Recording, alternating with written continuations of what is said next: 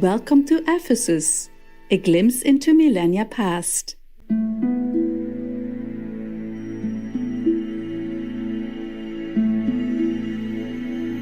Every year on this day, August 15th, pilgrims travel to the historical city of Ephesus and visit the sacred house of Virgin Mary in observance of the Assumption of the Blessed Virgin Mary.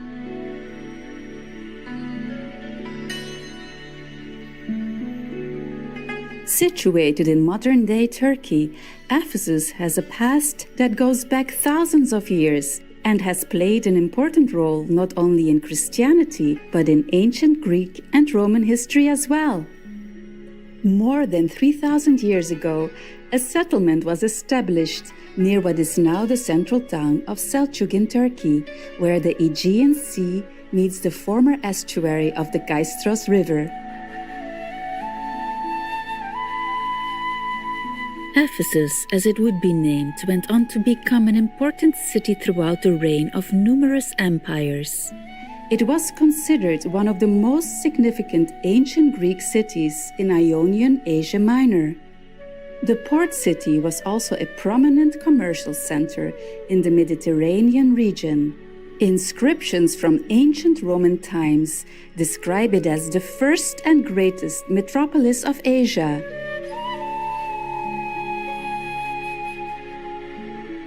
Over the centuries, Ephesus has been home to many different empires. Today, its well-preserved remnants exemplify a resilient and classical city that flourished under the Roman imperial period. Excavations of the site have led to the discovery of a number of remarkable ancient monuments.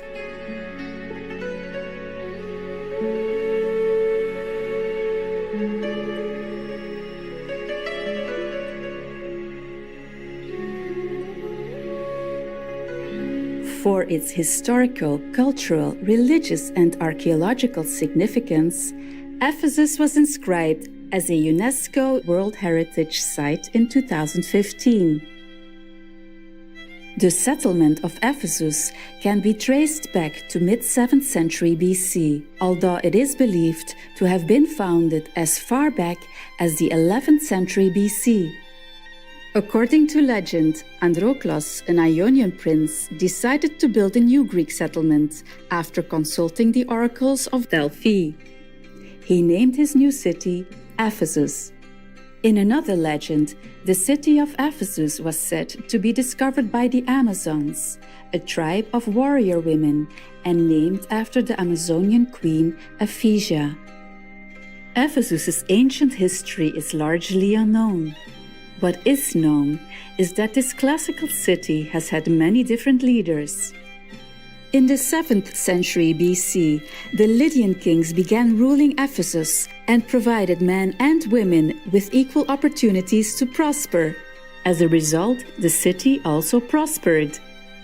Ephesus came under the rule of the Persian Empire in 546 BC, after which it was led by Alexander the Great of the Macedonian Kingdom in 334 BC. When Alexander the Great passed away, his general and successor Lysimachus renamed the city Arsinoe. Lysimachus moved the ancient city 2 miles away and constructed both a new harbor and defensive walls. Upon the general's passing in 281 BC, Ephesus regained its original name. Around 2 decades later, in 263 BC, Ephesus was ruled by the Egyptians until 196 BC, when it came under the governance of the Seleucid Empire and then the Kingdom of Pergamon. In his will, King Attalus III of Pergamon left the ancient city to the Roman Empire in 129 BC, and Ephesus became the seat of the regional Roman governor.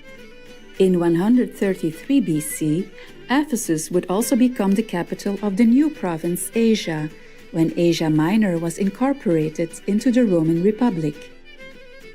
During the Roman imperial period, Ephesus flourished as a port city and reached the peak of its prosperity. A business district was opened there, as large amounts of goods arrived and departed from the harbor, as well as from caravans that journeyed across the royal road. Indeed, Ephesus was a tremendously successful business and cultural center under Roman rule.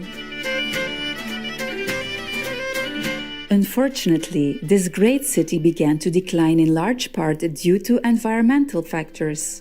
Ephesus and its harbors were relocated westward several times throughout history due to sedimentation and silt accumulation. Massive earthquakes in the 6th and 7th centuries and a deteriorating harbor would leave the city abandoned by the end of the 15th century.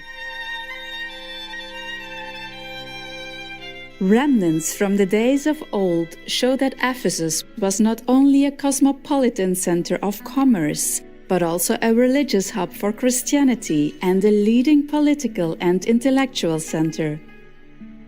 Ephesus played a major role in spreading Christianity throughout the Roman Empire. The New Testament mentions the ancient city of Ephesus several times. Eventually, Christianity became the city's official religion. Christians began visiting the classical city in the 1st century BC, including St. Paul and St. John, the venerated apostles of Lord Jesus Christ, as well as the Blessed Virgin Mary.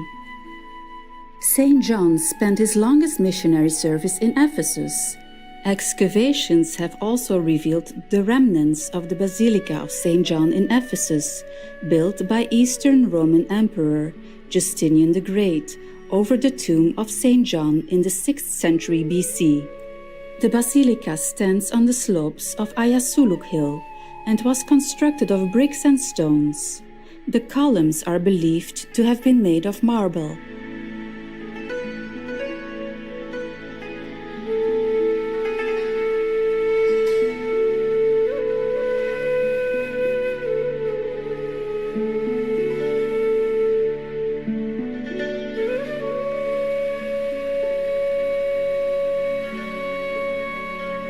The Blessed Virgin Mary, Mother of Lord Jesus Christ, is also associated with Ephesus. She had accompanied St. John in the ancient city, and remnants of the Church of Mary, an ancient Christian cathedral dedicated to the Virgin Mary, may still be found in Ephesus. Two important councils were also held in Ephesus, most likely in the Church of Mary, to initiate the veneration of the Virgin Mary in Christianity.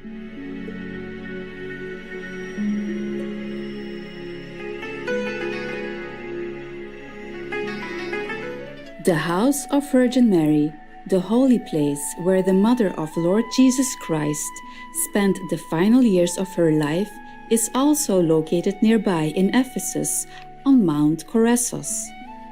Pilgrims from various faiths around the globe visit this site each year, and it is considered both a Christian and Muslim shrine. In addition to its religious importance, Ephesus was a major center for culture and intellect. It was home to the second school of philosophy in the Aegean. This classical city is also renowned as the birthplace to the pre-Socratic Greek philosopher Heraclitus, known for his cosmology and understanding the world. Heraclitus emphasized the necessity of people living together in social harmony. Today, the ancient ruins of Ephesus attract thousands of local and international tourists, historians, and archaeologists each year. Visitors can see small remnants of the famous Temple of Artemis, one of the 7 wonders of the world. Artemis was a revered Greek goddess who was worshipped by the Ephesians in Greek and Roman times before the rise of Christianity. Archaeologists have also uncovered remarkable monuments and structures, such as the public space or agora, aqueducts, temples, marketplaces, bathhouses, and public bathrooms. The Library of Celsus and the Great Theatre are 2 of the most incredible Roman structures that can be found today. The library, built in honor and as a mausoleum for the Roman senator Tiberius Julius Celsus Polymaeanus, was once home to 12,000 papyrus scrolls. The magnificent Great Theatre was used for various events, including plays and concerts, as well as religious, political, and philosophical discussions. The theatre reveals the estimated population size of Ephesus, as it is believed that an ancient city's population was approximately 10 times a theatre's capacity. As the grand amphitheatre seated 25,000 Ephesians, it is most likely that Ephesus had a population of at least 250,000 people. Transporting us back in time, Ephesus is an outstanding testament to an ancient city that flourished as a center for cultural tradition, as well as commerce, religion, intellect, and philosophy. Even today, Ephesus continues to impact the world through its history and its monumental archaeological discoveries. For more information on Ephesus, please visit ephesus.us. Thank you, noble viewers, for your cherished company on today's program.